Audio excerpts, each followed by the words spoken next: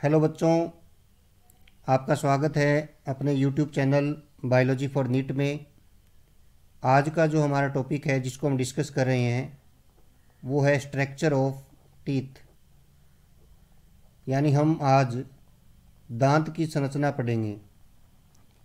तो देखिए, structure of teeth जो है उसके अंदर अगर हम बात करें तो टीथ के मेनली 3 पार्ट होते हैं।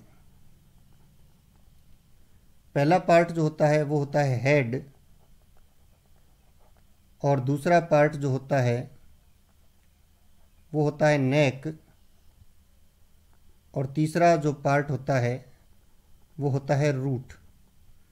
और हेड वाले पार्ट को हम क्राउन नाम से भी जानते हैं। अब देखिए, अगर हम बात करें टीथ के स्ट्रक्चर की तो देखिए, मान लीजिए ये मसूड़े वाला भाग है, यानी गम्स वाला पार्ट है, और इसमें इस प्रकार से जो टीथ होता है वह सिचुएटेड होता है। तो यहाँ पर देखिए, जो ये गम वाला पार्ट है, तो टीथ का जो पार्ट आउटसाइड द गम्स यानी मसूड़े से बाहर होता है उस पार्ट को हम कहते हैं हेड या क्राउन। और जो पार्ट मसूड़ों में होता है उसे हम कहते हैं नेक। और जो पार्ट बोन्स की सॉकेट में सिचुएटेड होता है उसे हम कहते हैं रूट। अब देखिए, जो टीथ है, टीथ का जो अपर मोस्ट पार्ट होता है, जो वाइट पार्ट होता है, शाइनिंग पार्ट होता है, उसे हम कहते हैं इनेमल।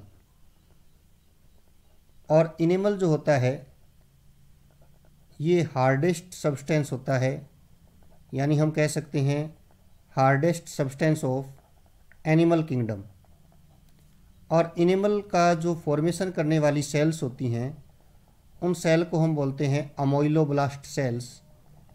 और ये अमोइलोब्लास्ट सेल्स जो होती हैं ये ओरिजिन्स में एक्टोडर्मल होती हैं।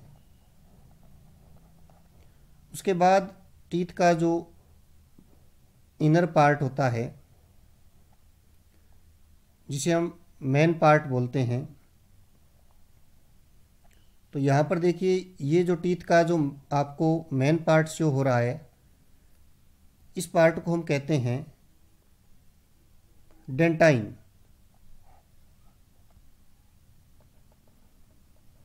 डेंटाइन जो पार्ट होता है इसका फॉर्मेशन जो है वो स्पेशल टाइप ऑफ सेल्स करती हैं, और इनमें हैं ओडोंटोब्लास्ट सेल्स।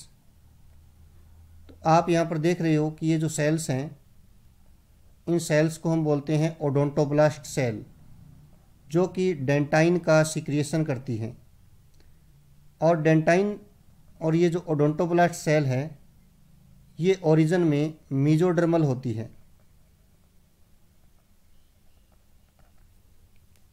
और यहाँ पर जो टीथ के अंदर जो आपको कैविटी शो हो रही है इस कैविटी को हम बोलते हैं पल्प कैविटी। और इस पल्प कैविटी में ब्लड वेसल्स, नर्व फाइबर और कनेक्टिव टिश्यू होता है। तो हम कह सकते हैं ये ओडोंटोब्लास्ट सेल्स को न्यूट्रिशन प्रोवाइड करती है।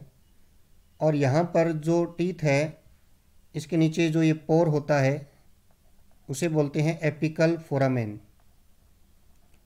और ये जो एपिकल फोरामेन होता है, after a certain age apical foramen become closed, ये बंद हो जाता है, जिससे ओडोंटोब्लास्ट सेल्स को न्यूट्रिशन नहीं मिलता और टीथ की जो ग्रोथ होती है वो रुक जाती है। तो ये है आपकी टीथ की स्ट्रक्चर। और ओरिजिन के बिहाफ पर हम बात करें तो टीथ होता है एक्टो मीजो डर्मल, क्योंकि यहाँ पर इनेमल का सिक्रेशन करने वाली सेल्स एमाइलोब्लास्ट एक्टोडर्मल होती है और डेंटाइन का सिक्रेशन करने वाली सेल मीजोडर्मल होती है।